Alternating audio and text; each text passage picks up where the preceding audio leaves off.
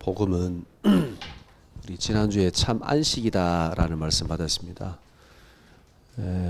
중간고사 시험 친다고 안식 못 누렸죠? 예. 네. 우리가 이 복음을 받았는데 어느 날 정말 예수가 그리스도가 맞구나라고 고백을 했습니다. 이 고백을 했습니다. 근데 왜 내게는 하나님의 응답이 없고 축복이 없어요? 왜 나는 힘들어요? 이런 사람이 참 많아요. 분명히 예수는 그리스도다 라는 신앙 고백을 했습니다. 그리고 열심히 신앙생활도 해요. 그 정도가 아니라 훈련도 받아요. 막 집회도 가요. 근데 이상하게 뭐가 안 되는 것 같아요. 고백을 했는데 되는 게 없는 것 같아요. 어떤 면에서는 더 많은 것처럼 느껴져요. 예, 아마 야곱도 그랬을 겁니다. 분명히 하나님이 살아계신 거 맞는데, 하나님 믿는데 내 삶에 응답이 없다라는 거죠.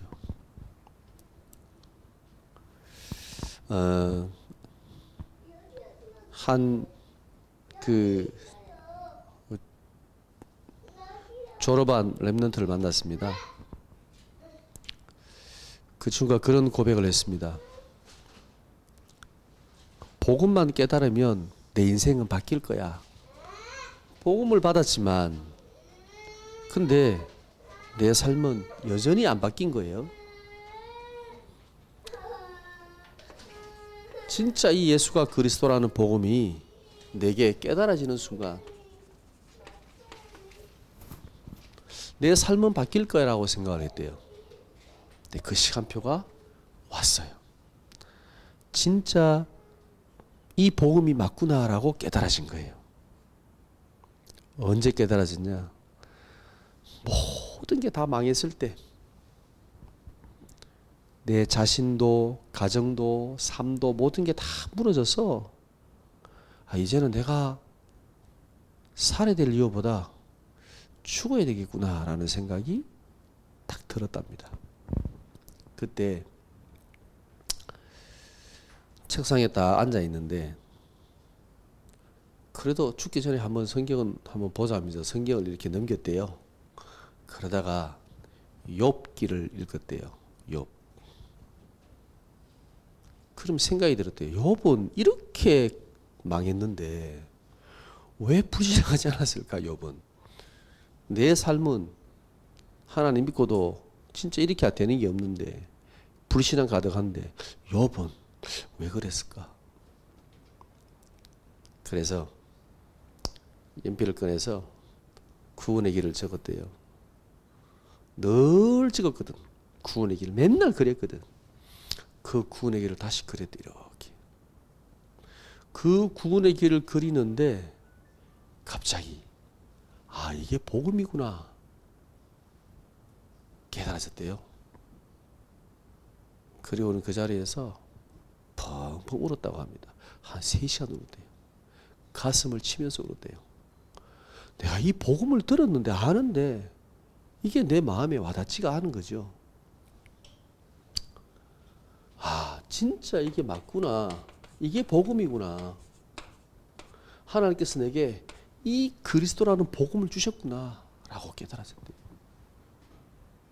근데 중요한 건 여기에서 이 복음을 내가 확실하게 깨달으면 이제 내 모든 문제는 다 끝날 거야 생각했는데 그게 아니더래요. 문제는 여전히 있더래요. 막 전도가 될 줄 알았대요. 전도가 안 되더래요. 그래서 그러면 내가 지금부터 다른 거는 몰라도 정식기도를 하자 그랬어. 정식기도를 계속 했다고 합니다. 그러면서 제게 물었습니다. 목사님, 내가 분명히 예수 그리스도 이제 복음을 깨달았는데 왜 안 돼요. 되는 게 없어요. 라고 묻더라고요. 제가 뭐라고 말할게요? 진짜 시작이야. 하나님께서 너와 함께 하시는 축복을 지금부터 네가 알게 될 거야. 그전에는 몰랐어요. 확신하고 깨닫기 전까지는 머리로 알았지 가슴으로 몰랐어. 요셉이 오늘 창세기 39장에 노예로 팔려가서 지금 보디발의 집에 갔잖아요. 이때 요셉이 그 전에 요셉이 하나님을 알았을까요? 몰랐을까요? 분명히 알고 누렸지요. 언약도 붙잡고 있었잖아요. 이 하나님이 정말 나와 함께 하시는구나. 이걸 언제 깨달았을까요? 요셉이. 저는 창세기 39장 얘기라고 생각합니다. 그 전에 알았어. 언약도 붙잡았어. 꿈을 꿨잖아요. 확실하게 봤잖아요. 다른 사람 형들이 다 욕해도 이건 하나님 꿈이 맞아 라고 확신했습니다. 그러나 요셉의 삶 속에 정말 하나님이 함께 하시는 축복은요, 언제 깨달았냐? 이때 보디발의 집에 노예로 갔을 때, 이때. 그러면 이 앞에는 하나님 함께 안 했을까요? 했습니다. 네, 그 친구한테 그랬습니다. 야, 하나님은 너와 함께 하셨어 원래. 몰랐지. 확신이 없었지. 안 깨달았었지. 근데도 하나님은 처음부터 너와 함께 하신 거야. 이걸 어떻게 아냐고요? 제가 그랬거든요. 제가 고1 때 불신자로 있다가 예수를 영접했잖아요. 제게는 영접하는 충격이 컸습니다. 펑펑 울면서 영접했습니다. 눈물 콧물 다 흘리며 영접했습니다. 그런데요, 안 믿어져요. 내가 구원받았다는 게 확신이 안 와. 그게 몇 년 동안 그랬습니다. 너무 힘들어서 교회 떠나고 싶었습니다. 내가 왜 교회를 다녀야 되지 굳이? 그때 어느 날 정말 하나님이 살아계시고 나와 함께 하시는구나. 이 예수가 정말 그리스도인데 그 그리스도가 지금 나와 함께 하시는구나. 내 삶에 응답이 오기 시작했습니다. 충격받았습니다. 놀랬습니다. 진짜구나 이게. 그때 제가 회개했다니까요. 하나님이 나를 통해서 함께 하시고 역사하시는 게 내가 확신이 올 때 하나님께 회개가 들더라고요. 그러면 그때부터 모든 게 다 잘 됐겠지요? 아닙니다. 여전히 내게 있는 문제는 그대로 있었습니다. 어쩌면 더 큰 문제가 왔습니다. 우리 집이 더 망하는 것 같더라고. 원래 아파트 살았는데, 한 20몇 아파트 살았는데, 더 작은 빌라로. 나중에는 왜 다주택 주택 있잖아요. 이렇게 한 집에 이렇게 단칸방에 이렇게 나눠 살잖아요. 그 집에 살다가 나중에는 원룸으로 갔다가 가족은 흩어지고, 야 이게 뭐지? 하나님의 축복이 안 오고 왜 내게는 문제가 올까? 우리 집은 더 가난하고 더 싸우고 되는 건 없는 것 같고 그랬습니다. 네, 신기한 게 하나 있습니다. 그때마다 여기서는 제가 흔들렸거든요. 여기서는 그렇게 오는데도 문제가 닥쳐오는데도 흔들리면 없어요. 하나님께서 나와 함께 하시는 게 분명해. 하나님 계획이 뭘까? 기도하고 하나님 응답을 찾지요. 제가 그 친구한테 그랬습니다. 네가 이 그리스도가 나와 함께 한다는 확신을 가지고 난 다음에 지금부터 달라지는 게 하나 있어. 왜? 그 전에는 문제가 오면은 낙심되고 다 흔들렸는데 이제는 그 흔들림이 계속 오는 게 아니야. 그 흔들림에 아무리 흔들려도 흔들리지 않는 부분이 있어. 이건 흔들리지 않아. 이 부분은 흔들리지 않아. 하나님이 너와 함께 하시는 응답과 역사가 계속 올 거야. 걱정하지 마. 이 깨달음이 없어도 함께 하는 건 맞아요. 근데 맞는데 몰라. 요셉도 머리로 알았지 몰랐어.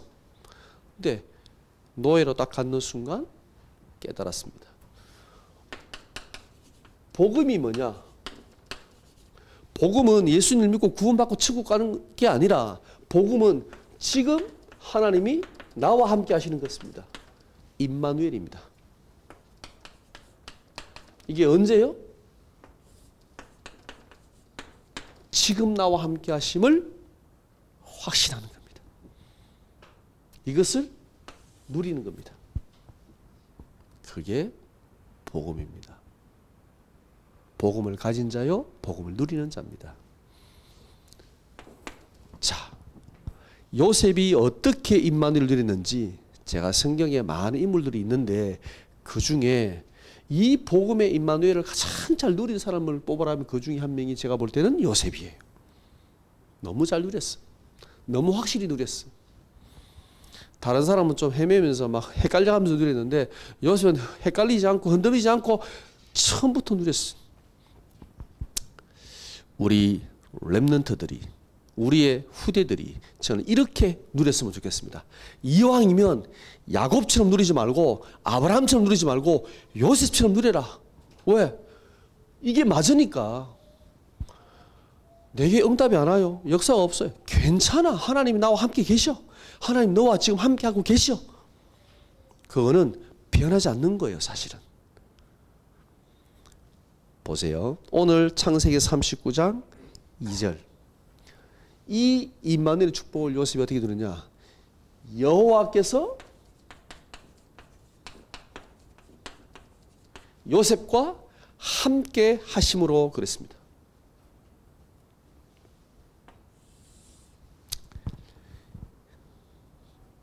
저는 이 말씀을 참 좋아합니다. 여러분 한번 깊이 묵상해 보세요. 여호와께서 요셉과 함께 하심으로.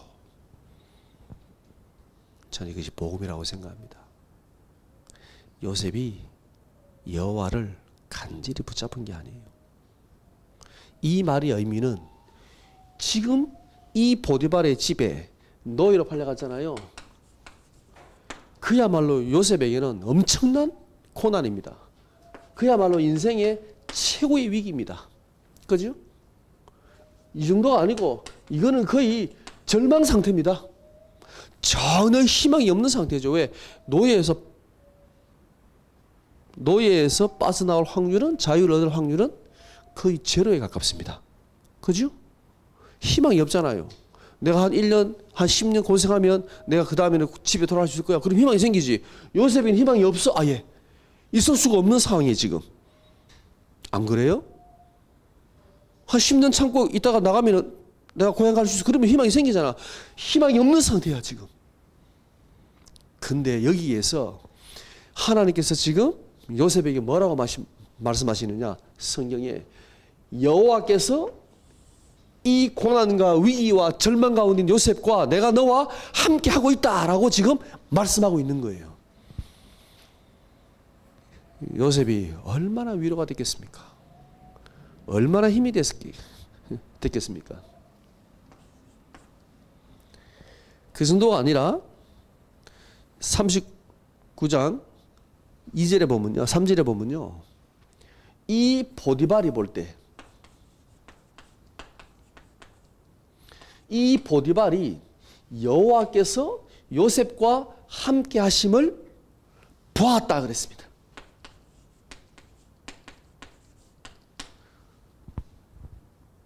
정말 중요한 말씀입니다. 여호와께서 요셉과 함께 하심을, 그죠? 요셉이 누리는 거와 이 불신자 보디발이 그것을 보았다는 것은 정말 다른 내용이에요. 뭐가 다르냐? 불신자가 볼 때 영적인 거 볼 수 있습니까? 없습니까? 없습니다. 그죠? 불신자가 어떻게 하나님이 함께 하심을 보입니까? 영적 사실 안 믿는데, 하나님을 안 믿는데.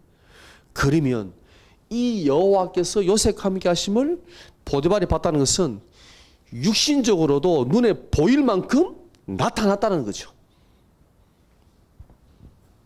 어떻게 나타났을까요? 어떻게 보았을까요? 여러분이 한번 상상해 보시기 바랍니다. 불신자 보디발이 여호와께서 요셉과 함께 하심을 어떻게 보고 알았을까? 분명한 사실은 포티발이 보았다는 겁니다. 근데 여기에서 더 놀라운 사실이 하나 있습니다. 그것은 요셉이 여호와께서 나와 함께 하심을 분명히 확신했다는 겁니다. 그러면 증거가 있냐? 저는 제가 볼 때는 분명히 있습니다. 왜? 뭐냐면요, 만약에 요셉이 여호와께서 나와 함께 하심을 확신하지 않았더라면 미안하지만 포티발이 이걸 볼 수 있었을까요? 절대 못 봤을 겁니다.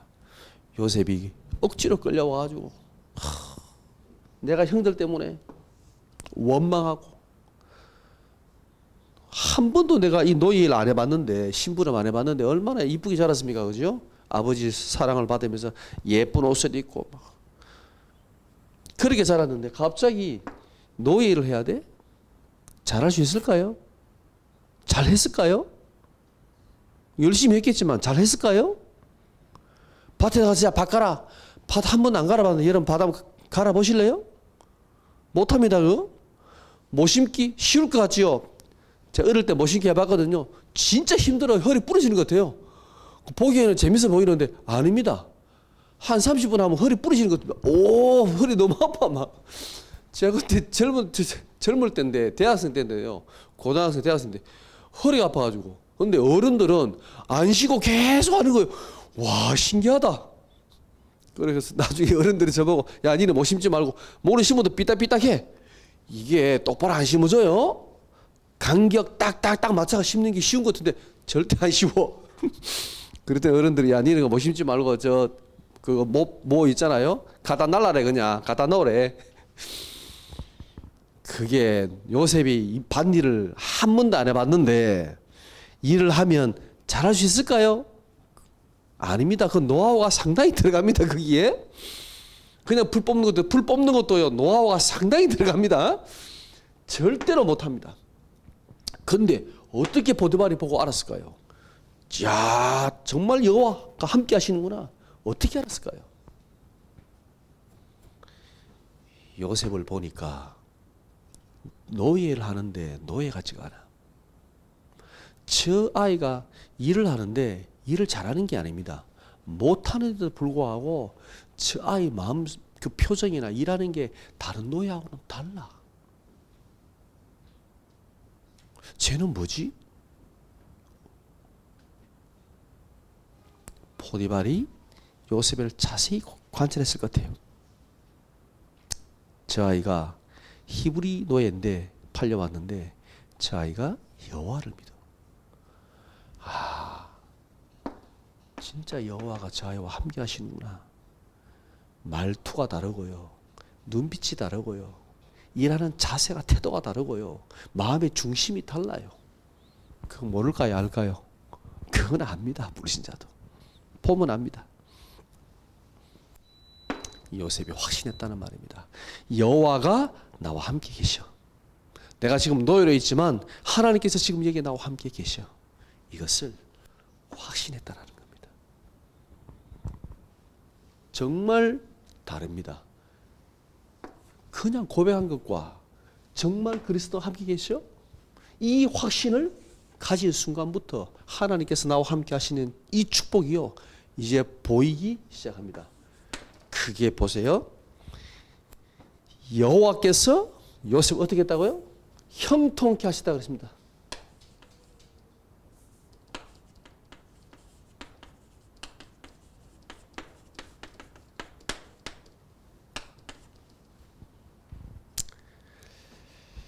자, 창세기 39장 2절에 여호와께서 요셉과 함께 하심으로 그가 형통한 자가 되어 그랬습니다. 여기에서 형통은 그죠? 요셉이 지금 가장 절망적인 순간이라고 그랬잖아요. 근데 하나님은 이 순간에 지금 형통이라는 단어를 썼습니다. 약 올리는 것도 아니고. 요셉이 망했는데 사실 총리가 됐을 때 아니면 가정 총무가 되든지 애굽의 총리가 딱 됐을 때 이 단어를 썼으면 얼마나 잘 어울립니까? 맞네. 아, 요셉이 형통하네. 이렇게 말할 수 있는데 가장 요셉 인생의 절망적인 순간에, 그죠? 노예로 딱 팔려갔을 때 요셉이 형통한 자가 되어 그랬습니다. 형통하죠? 그럼 이 형통이라는 말의 의미는 뭘까요? 39장 2절의 앞절입니다. 여호와께서 요셉과 함께 하시는 것이 형통입니다. 여러분 형통하십니까? 여러분 형통한 인생을 사는 거예요. 괜찮아요. 문제 속에 들어가도, 고난 속에 있어도, 여러분 위기 속에 있어도, 아무리 희망이 안 보이는 절망 가운데 있어도 여호와께서 나와 함께 하시면, 그리스도 나와 함께 하시면 여러분 인생은 뭐다? 형통이다. 성경은 지금 그걸 말하고 있는 겁니다. 네 인생은 망한 게 아니야. 형통이야. 절망처럼 보이지? 아니야. 형통이야. 라고 지금 하나님이 말씀하시는 거예요. 여러분 진짜로 임마누엘이 뭡니까? 이것을 요셉이 누렸다는 거죠. 어디에서 누렸을까요? 잘 보세요. 여기서 중요한 게 있어요. 이 형통의 축복을 요셉이 어디에서 누렸냐? 창세기 39장 3절입니다. 3절을 보세요. 그의 주인이 여호와께서 그와 함께 하심을 보며 또 여호와께서 그의 범사에 형통케 하심. 범사에 형통케 하셨다 그랬죠. 요셉이 누린 형통의 축복은 범사였습니다. 여기서 범사의 의미가 뭘까요? 요셉이 하는 일이 뭐였을까요? 그 당시는 농사 짓고 반일했으니까 농사 짓는 겁니다. 분명히 농사 지었을 겁니다. 요셉도. 노예들이 다 가서 밭에 가서 밭 갈고 일을 했으니까요. 그 다음에는 가축을 키우는 것. 그죠? 아마 애굽도 많은 가축을 키웠겠죠. 노예들이 주로 이 일을 다 합니다. 노예 중에서도 아주 쫄따구 노예가 하는 것이 바로 가축을 키우는 일입니다. 왜? 가장 더러운 일이니까. 가장 힘없는 노예가 합니다. 그러면 노예도 아마 요셉도 힘이 없으니까 가축 키우는 게 했겠지요? 했을 겁니다. 그 다음에는 심부름하는 거, 청소하는 거, 그죠? 그거 했을 겁니다. 근데 그 하는 일 속에 하나님이 형통케 하셨다 그랬습니다. 이 말이 뭐라고요? 하나님께서 함께 하셨다는 말이죠. 이 일 속에 하나님께서 함께 하신 거예요. 아니 특별한 게 아니야. 그냥 밭일하고 청소하고 밥하고 빨래하고 심부름하고 그죠? 짐승 키우고 똥 씌우고 그거 하고 있는데 하나님께서 요셉과 함께하고 계신 거예요.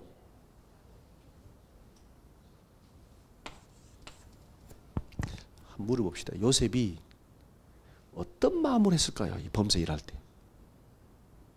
어떤 마음을 했을까요? 이제 힘이 들었을까요? 안 들었을까요? 힘이 들었을까요? 안 들었을까요? 당연히 들었겠죠. 왜? 안 해본 일인데. 그죠? 17살밖에 안 됐는데. 우리 주은이 나이인데. 고등학교. 얼마나 힘들었겠어요. 근데 그 마음은 어땠을까요? 짜증내면서 했을까요? 아니에요. 감사함으로. 하나님 나와 함께 하시니까 기쁨과 감사함으로 기도하면서 했을 겁니다. 그랬더니 이것을 누가 알았냐? 그의 주인, 그죠? 보디발이 이 형통케 하심을 보았다 그랬습니다. 보았다. 불신자 눈에도 보였다라는 겁니다. 더 정확히 말하면 이 보디발이 본 것은요, 그 열매가 알은 착하고 기쁘게 일하는데 열매가 안 나면 어떻게 됩니까? 열심히 한다고 하긴 하는데 결과가 개판이야. 그러면 인정할까요? 안 합니다. 근데 요셉은 열매가 나왔다는 거죠. 이 열매를 누가 줬을까요? 하나님께서.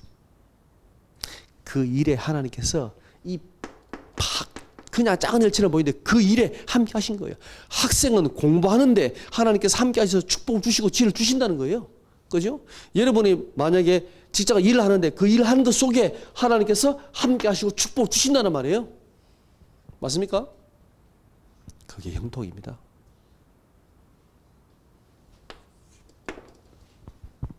세 번째로 요셉이 누린 임마누엘의 축복이 뭐냐?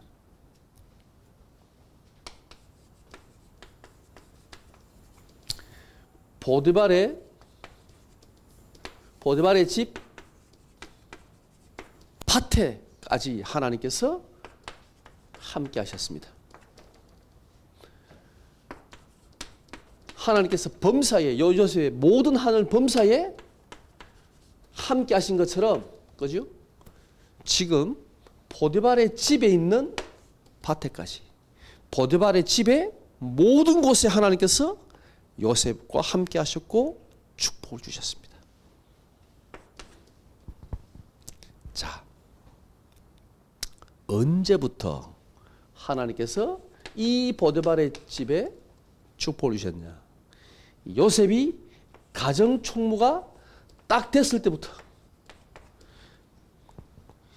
요셉이 지금 모든 것을 이제 관리하게 됐잖아요. 요셉이 관리하는 가정 총무가 됐을 때 그때부터 하나님께서 보디발의 집에 복을 주기 시작하신 거예요. 놀랍지 않습니까? 어디까지 축복을 주셨냐?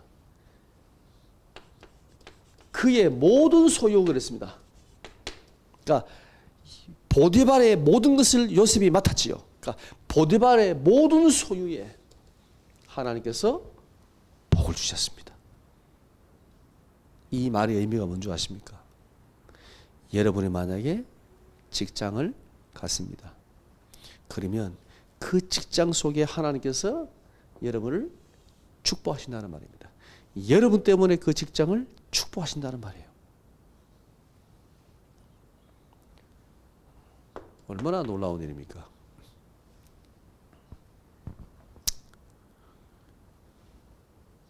하나님은 왜 보디발의 집 밭에까지 복을 주셨습니까? 이유가 뭡니까? 보디발이 이뻐서? 아닙니다. 요셉을 위하여 그랬습니다. 이 말의 의미는 하나님은 하나님의 자녀를 통해서, 여러분을 통해서 모든 불신자의 모든 밭에까지도, 그 현장까지도, 그 사업까지도 축복하기를 원하신다라는 거예요. 맞습니까? 왜 하나님은 요셉을 위하여 보디발의 집의 밭에까지 복을 주셨을까요?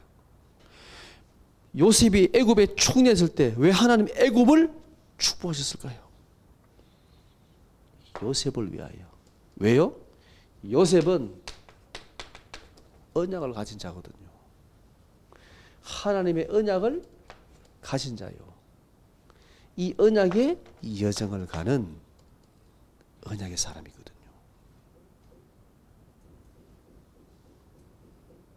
자, 복음은 임마누엘이다라고 했을 때 하나님이 나와 함께 하신 것이 임마누엘이죠. 근데 나와 함께 하신다는 말의 의미는 임마누엘은요, 그냥 하나님 나와 함께 계셔, 이게 아닙니다. 여러분이 하는 모든 범사에, 여러분이 하는 모든 삶의 모든 곳에 하나님은 함께 하십니다.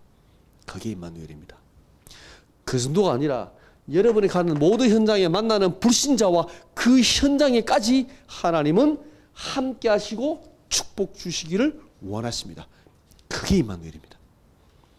하나님께서 아브라함 부르실 때 그랬죠. 너는 복이다. 너로 말미암아 모든 족속이 복을 받을 거야. 하나님은 아브라함 불러서 아브라함을 통해서 이 땅의 모든 사람을 축복하기를 원하셨던 거예요. 그게 임마누엘의 축복이에요. 하나님이 나와 함께 하시는 축복이에요. 당연히 복을 받아야 돼요. 여러분 때문에 여러분 현장 당연히 복을 받아야 돼요. 왜? 그래서 하나님이 우리를 부르신 거라니까요. 함께 하시는 거라니까요. 네 혼자만 복 받으라는 게 아니고, 네 혼자만 구원받고 천국 가라는 게 아니고, 우리를 통해서 내 하는 모든 일 속에, 내 모든 현장에, 모든 불신자에게까지 하나님은 복 주기를 원하시는 거. 이게 임마누엘의 축복입니다. 요셉을 통해서 우리가 분명히 확인할 수 있습니다. 임마누엘의 축복이 뭐냐? 우리는 이 축복을 받을 신분입니다. 우리는 이 축복을 당연히 누릴 권세가 있습니다. 그게 하나님의 자녀입니다. 여러분이 이번 한 주간 동안에도 이 복음을요, 정말 편안하게 누리시기 바랍니다. 우리 같이 한번 찬양을 드리겠습니다.